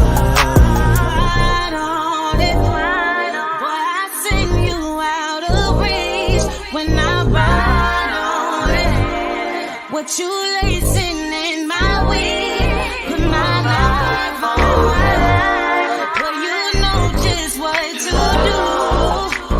Baby, I can't wait to get to you. It's the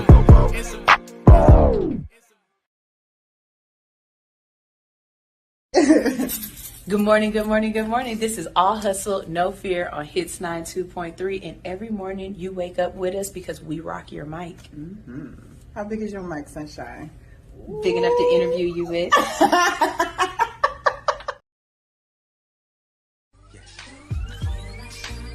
Where my tokers at? Let's put some smoke in the air. This Saturday, we're puffing and painting. Visit Art in Spark to reserve your seats for our next sesh. And you already know your favorite host with the most, the Hood Unicorn, will be in the building. Follow Art in Spark on Instagram to see this week's masterpiece. Can't even put it in words how I'm in love with her.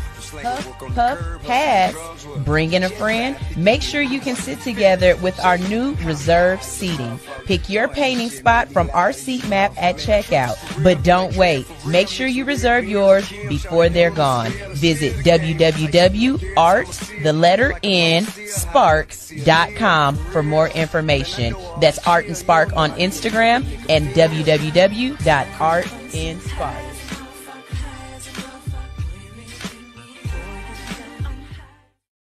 Commercial being played, we definitely want to bring up a subject that we talk about here all the time. So every Thursday on All Hustle No Fear, we bring up cannabis news, cannabis advocacy, and we are of those people who believe that cannabis is one of those things that as a person you should be able to have the right to partake as you need be. Okay, I definitely feel like if you are a child, if you are under the age of 21, then this is not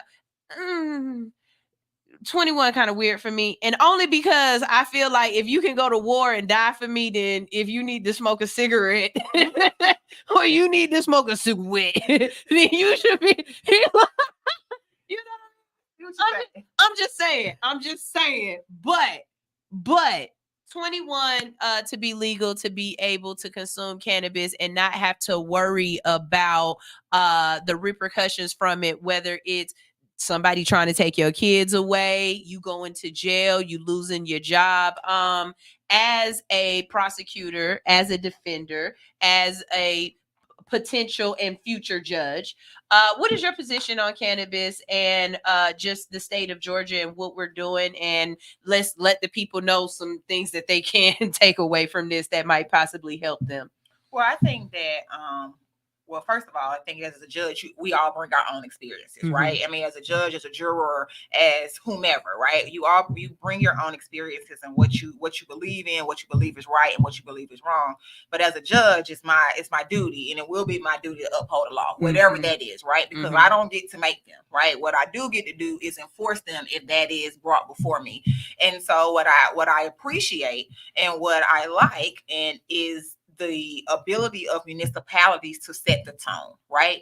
Because the federal government has said this is illegal, right? That's what it is right now. And then different states, Georgia being specific, is one of those states that agrees that this should be illegal, right? But then you have more progressive cities like City of Atlanta, City of East Point that's getting there to a point where they're saying, hey, we recognize that possession of marijuana less than an ounce, not that big of a deal, right? In the city of Atlanta, what we're going to do is we're going to write you a citation and release you on a copy of charges for $75, right? We're not going to take you to jail because we recognize that if we take you to jail, then here we are with ensuring that, one, you got to pay a bond, right? So you don't need to go to jail. Now you got to pay the bond. Now you got to pay the bonds company. And now you have to potentially lose your whole livelihood for a joint. Right. I don't believe that people should be sent to prison for possession. Right. I don't believe that you should be sent to prison for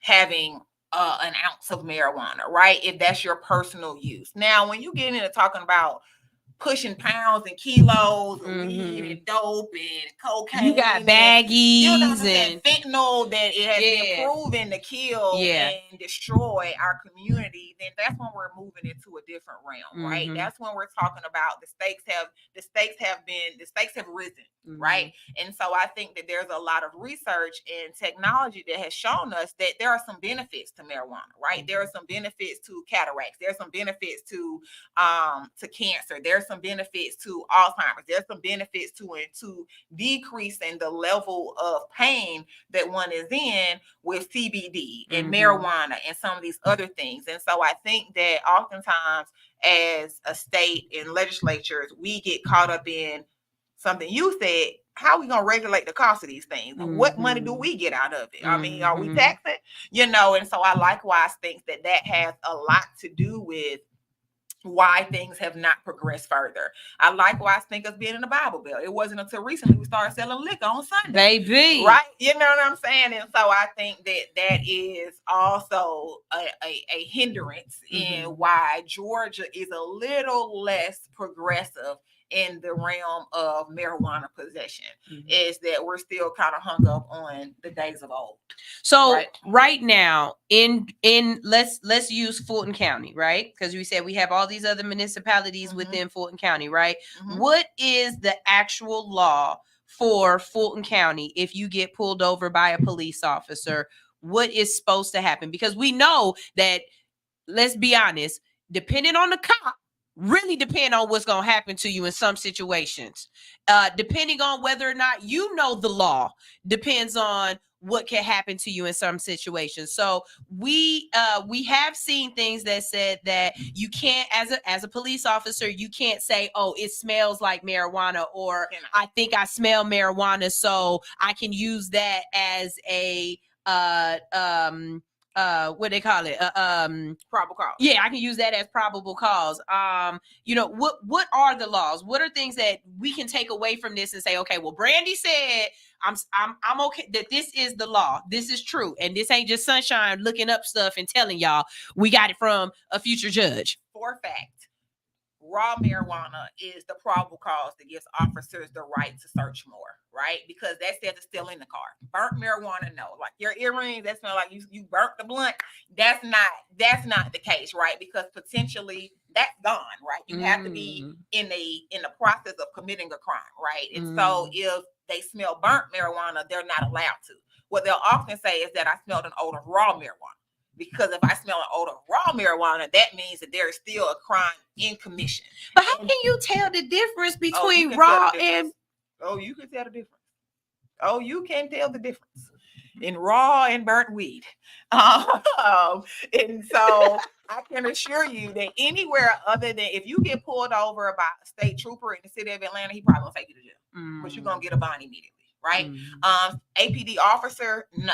They're going to write you a ticket. Okay. But marijuana is illegal, right? And so again, it's the city of Atlanta that has put stop gaps in place. Nobody else, right? Okay. And so again, if you get caught with weed, you likely may go to jail.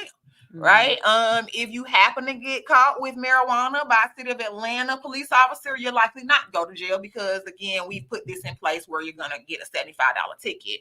But again, marijuana is illegal. So if you get caught with marijuana in Fulton County, less than an ounce, more than an ounce, you're going to Fulton County jail. Right. Depending on, right. Oftentimes you likewise in the city of Atlanta, if you get caught with marijuana less than an ounce, you're going to the city jail. Right, because we have jurisdiction over those city ordinance. But if there's anything more than that, then that's a state charge, and you're going to Fulton County 901 Rice Street, off Bankhead. So even if you get caught with, let's say, less than an ounce of cannabis, right, and you have a gun on you. Oh yeah, you're going to jail. Okay. Yeah, you're going to Rice Street. Okay. I'm asking this for a reason, because y'all need to know this. Y'all really need to know this, because there's a lot of people walking around, because we have open carry laws. So it's a lot of people right now walking around with your gun on you, and you got a joint. And I be trying to tell y'all, yeah, you want to have your pew pew pew on you, but you can't. And at the same, like you gotta protect yourself. As far as things like psilocybin, mushrooms. How does the city feel about mushrooms and vape pens? None of those have been included. So all that's illegal. You get caught with a mushroom, you're going to jail. There's no ticket in. There's none of that. You're going to jail. All right. Y'all hear this, right? And so if you get caught in possession of a controlled substance, you're going to jail. Right. Okay. That is a state charge immediately. No city ordinances. There are no games to be played. Right. You will be indicted for felonies. Okay, possession of marijuana less than an ounce is a misdemeanor, which means 1 day up to 12 months in custody. Anything over an ounce of marijuana or anything outside of marijuana is considered to be on different schedules of controlled substances, and those are felony cases. And so those are in the jurisdiction of the Fulton County Superior Court, or whatever county you live in. The Superior Court of that county has jurisdiction over those cases. And just to make sure we're clear, that includes vape pens and edibles. Vape pens, edibles, all of those things absolutely are considered to be illegal. We have one more question here that we can get out before we have to go, because our time is up. It was so funny because Condi said, what are y'all gonna talk about for 2 hours? I said, Condi, you have no idea, baby. I I've got things to say. And Connie's negative. Like, we can talk, okay? Trust me, there's questions to be had. Greg said, what are your thoughts on mandatory sentence and sentencing discretion? And we'll let that be the last one. And after that, please just go ahead and give us your campaign. Like, hit your soapbox. Absolutely. I think that mandatory sentencing puts judges in a very difficult position, right? Because there are mandatory minimums. So armed robbery is a mandatory minimum 10. So you tell me, oh my God, I robbed, the old lady because my wife was back here having a baby. We ain't had no car, so I had to hijack the lady to get her to the hospital, right? Well, if the DA is not willing to reduce those charges, regardless of the circumstance for which you committed that crime, the only thing I can sentence you is to a minimum of 10 years in prison. It's armed robbery. That is all we have. Now, if they're willing to reduce it to a robbery, now I have discretion. Now the world is mine on whether or not I want to give you probation, I want to give you 10 or 20, or whatever that case may be. But mandatory minimums are put in place to hog tie the judges to a decision.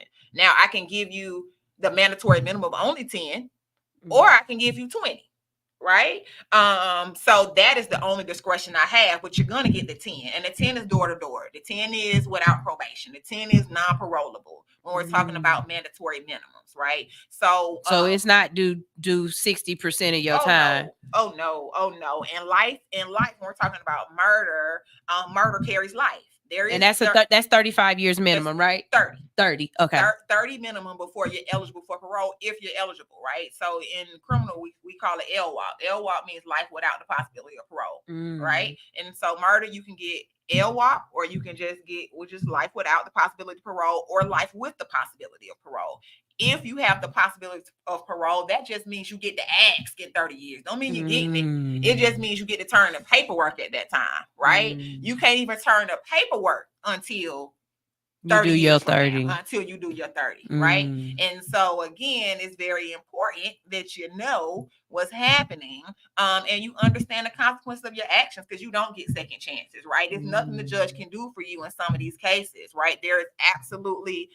There's nothing, right? There's no mama, there's not enough crying your mama can possibly do to come into my courtroom if I'm elected a judge and say, can you give my baby 5? Not if he's being indicted and charged with armed robbery. I can't, man. What I can give him is 10. And so if you did armed robbery and you committed it against 2-3 different people, that's different charges each time. Multiple. So that means that's 30 each time, or that's 10 each time. We can give you, a mandatory 10, but now I have the ability to give you up to 10 to 20, 20, 40, 60, right? Up to 60 years, but at least a mandatory 10. Right. Wow. You're going for 10. So we can give it to you consecutively, or I can give it to you together concurrently. Right. And so if I say you're going to do 10 consecutively, then you got 30 of them on your head. You got 30, 60, 90. When you're talking about somebody got life plus 30, that means you apply for 30. You have 30 years before you can even apply, but then you also got the extra 30 on top of that. So you got 60 years before you're even in a position to ask to get out. Basically, your soul in jail. Period. Your soul in jail. Your soul in jail. So before we get out of here, I want to give you one of my toothbrushes. Thank you for coming to All Hustle No Fear. No, this is an All Hustle No Fear toothbrush, so you can keep my name in your mouth. It's an early morning show. Everybody else give out mugs and stuff. I had to, be a little different. You see that? So while you're keeping my name in your mouth, I want them to keep your name in their mouth. Tell them everything they need to know about Brandy so that they can get out and vote. When? May 21st, but early voting starts on April 29th. I was about to say 24th. April 29th. I'm early. I'm trying to get there ASAP. Get there. Beat me there. Don't meet me there. Okay. I appreciate it. But ladies and gentlemen, I am Brandy Reeves. I am running for Fulton County Superior Court Judge. I am from Fulton. I am for Fulton. I have decided to raise my children here in Fulton County because Fulton County has given so much to me. I have practiced in almost every court in Fulton County. I have experience in almost every area of the law that is under the jurisdiction of Fulton County Superior Court. That is family law, that's child support, that's divorce, that's child custody, that is felonies, that's murders, rapes, child molestations, that's misdemeanors, possessions less than an ounce, simple batteries, aggravated assault. I'm in the community. I participate in community service events. I give back to the high schools around the city of Atlanta. I am a product of Atlanta Public Schools. I am a product of Fulton County Schools. I have the experience. I have the knowledge. I have the compassion. I have the empathy. I have the intellect. And one thing I am committed to, and one thing I can assure you, is that at the end of the day, if you come in my courtroom, you will have my ear. I will listen. I will have the compassion. I will have the fairness. I will be firm, but fair. Now, I will uphold the law. I will hold both your lawyer and the other lawyers accountable. There is from Bankhead to Buckhead, from Alpharetta to Atlanta, from Milton to wherever else. Palmetto. Okay, thank you. You can be assured, you can rest assured that you will have your day, whether or not you're a victim, whether or not you're the accused, that I will be fair and I will be firm. I will ensure that you get your day in court, that the process will be efficient and it will be proficient, so that you can piece your life back together regardless of what side you're on. And if you're a lawyer, so you can go to the next courtroom and get your dollar. Right. And so on May 21st, I asked for your vote. On April 29th, if you vote early, I ask for your vote. My website is www.brandyforfulton.com. I am Brandy for Fulton on all platforms. That's Facebook, Instagram, and X, formerly known as Twitter. And so again, I ask for your vote. I ask for your support. That is yard signs. That's volunteers. That's donations, ladies and gentlemen. We need money to get the word out that I am running, that I am the best candidate, and more importantly, for you all to vote all the way down the ballot. Well, you can skip a couple. Just make sure you go to mine, okay? Just make sure that you find my name on the ballot on May 21st or April 29th. If you decide to vote early, I ask that you vote for me, Brandy Reeves, for Fulton County Superior Court Judge. Thank you for tuning in. There we go. There we go. So, you guys, this is the end of the show, and we got to get out of here. I only have, I took my time. I claimed all my time today, okay? So, we got to get out of here. But if you are running for any position anywhere in the world, okay, I don't care if it's Australia to Alaska, I'm worldwide, and I want to give you a platform to talk to some people. So whether or not you can come into the studio or we need to do this virtually, we absolutely have the opportunity to do that. But wherever you are, wherever your community is, you need to be a part of it. You need to use your voice, because trust me, the same way you're talking about your voice don't count, somebody knows that your voice counts immensely, to the point where they're trying to silence your vote, whether or not they are gerrymandering, whether or not they are changing the district lines, whether or not they just trying to reduce your ability to vote. Do not give them that opportunity. Show them exactly who and what you are and what you stand for and what you want for your community. And the way to do that is to vote for people who are like-minded. Okay, so if you are a candidate, you are running, and you need a platform to be able to come up here and give your soapbox. Like I told Brent, this is not for me to try to trip you up and get any sound bites. I really just want to know who you are and why you running, because I sent Condi the picture. It's one of these in front of my street. Get y'all some. It's a yard sign right in front of my street, and I sent it to Condi. I said, "This your friend?" He said, "Yeah, that's the show, Condi. Send us the link. Tell them come on and pull up." So next Thursday, we will be having Dr. Eddie Gordon in the building. He is running for commissioner in Clayton County, I believe. Okay, don't make me lie. Just look for his flyer. It'll be up there. If you only caught the end of this and you want to go back and rewatch all of it, visit All Hustle No Fear on Instagram, on YouTube, and you'll be able to see it. Look for this picture. You're going to see her right there, and you can go ahead and rewatch this and share it, okay? Share it to other people in Fulton County, from Palmetto to Milton, from where? Alpharetta from Johns Creek. Yep, all the way from up there to down there, around there, and around the corner. Wherever it is that you are, if you are within voting ears, go ahead and send this to somebody. Make sure you tag us. She is on all social media platforms, as she said. We got to get you on TikTok. We do. We got to get you on TikTok. We do. You know what I'm saying? We got to get you on TikTok because, boy, that's where they are. That's where they are. And why we got a chance to use it before we lose it. Let's do it. You know what I'm saying? Let's do it. Let's do it. This is All Hustle, No Fear right here on Hits 92.3, the real definition of internet radio. I'm going to play you guys out, and I'm going to play you with what? Some All Hustle, No Fear. Here we go. This is T Slick.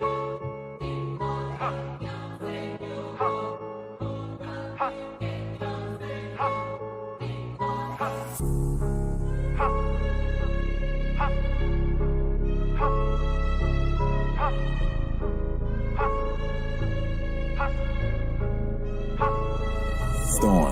Hustle no fear, I come in a rush. Ain't by no money, then you gotta hush. Drink got me leaning like I'm on a crutch. Came out the trenches, I had to adjust. Jump off the porch, I had to go get it. Ratchet with friends, so handle my business. Go get the money as long as they promise. Calculated how I'm counting the business. Bitch in my bag, I come in a rush. Ain't by no money, then you gotta hush. Drink got me leaning like I'm on a crutch. Come out the trenches, I had to adjust. Jump off the porch, I had to go get it. Can't do no faking with handling business. Go get the money as long as they promise. Calculated how I'm counting the business. Feel like a wide receiver, I was out there catching plays.